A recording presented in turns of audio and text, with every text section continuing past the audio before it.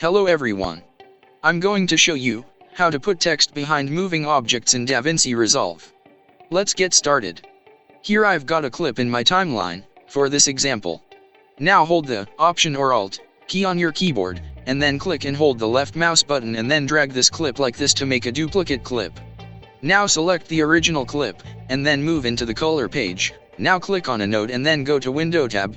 This tab is used to create masks. From here, select the curve tool, and then zoom into your viewer monitor. In this way, it will easier for you to draw the mask. Just click the left mouse button into your viewer monitor to create a mask.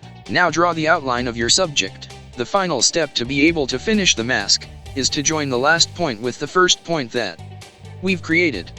Now our masking is complete. Now we must track the mask so that the mask follows the movement that's in the video. To do this, go to Tracker tab, and then click on this icon with two arrows. In this way, we'll be able to track the mask forward and reverse. When it finishes the tracking, we must check that everything is well tracked or not. Perfect. If we activate the highlight option, we'll be able to see what we have selected.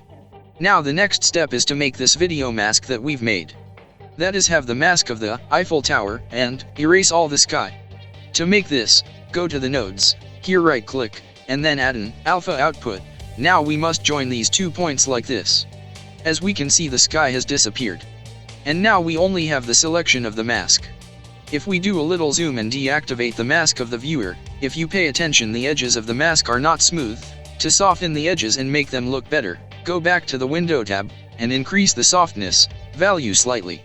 Now we can go back to the edit page. Now in the timeline, we'll have the masked out video of the Eiffel Tower, and the duplicate clip that we've made previously.